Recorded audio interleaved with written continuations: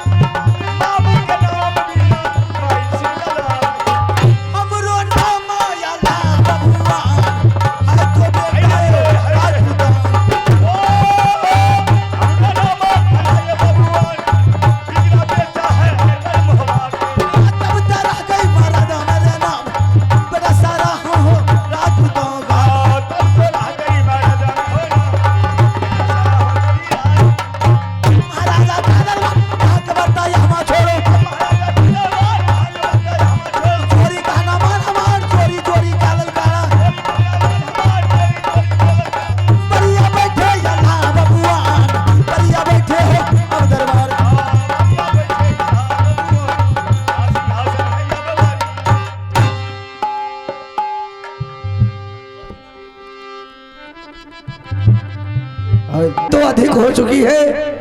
कृपया आप लोग को ले चलता हूँ पाठ की ओर। जो भी गलतियां होंगे बच्चे समझ करके क्षमा करेंगे।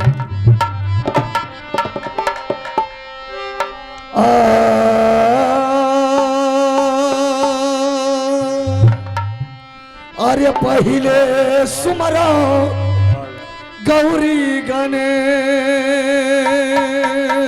को राम हो सुमरा अयोध्या हो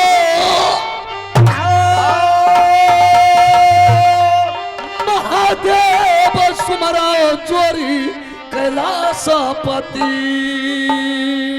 को लियो बजो रंग बलि जी के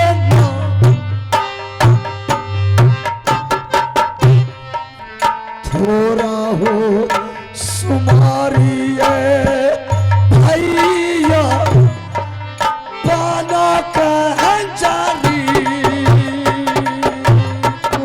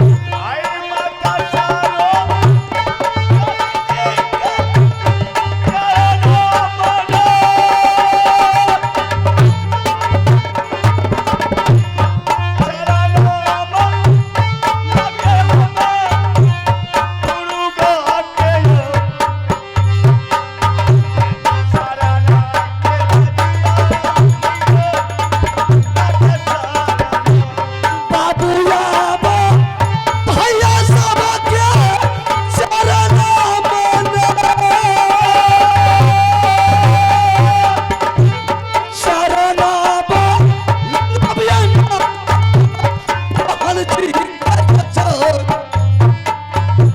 सबके चरना में भैया शीशा हो ना पा।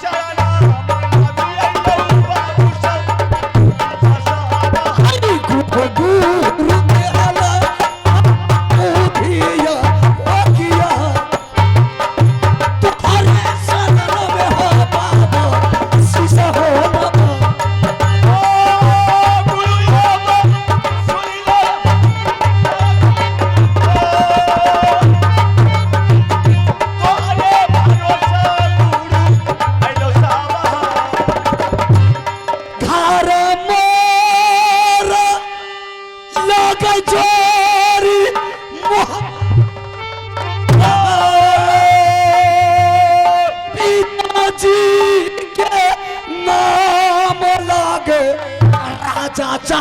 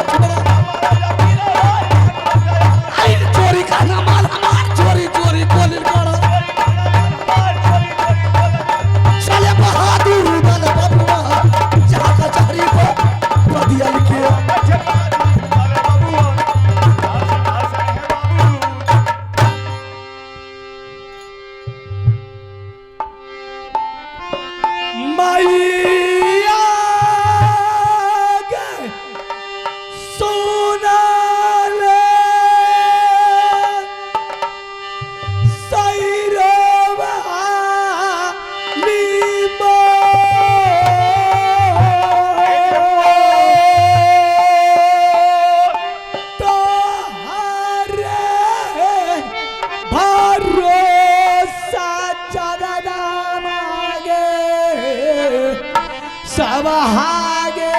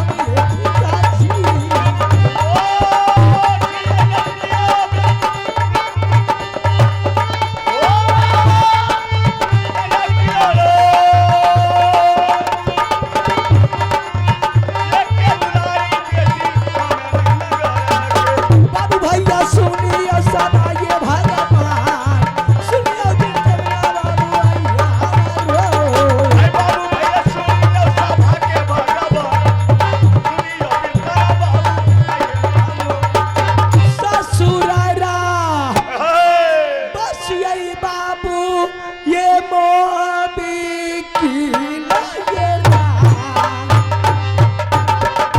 ससुर जी के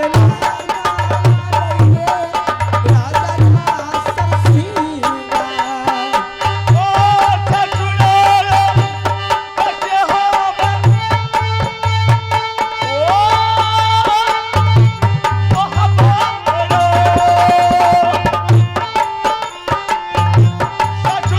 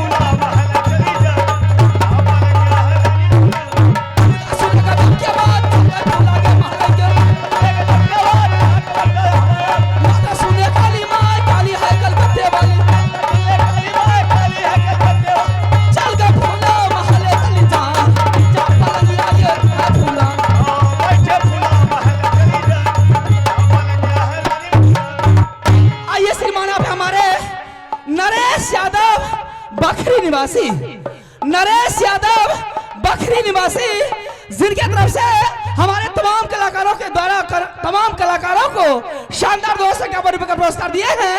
मैं अपने पूरे पार्टी तरफ से बहुत बहुत धन्यवाद देती हूँ। जय हिंद, जय भारत। जग दुर्गा सोने का जाप क्या बात,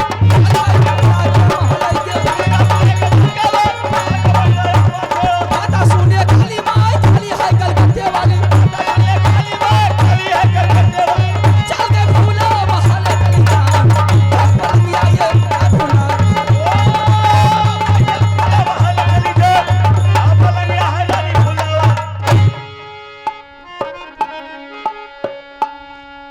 hello check, hello microphone, hello.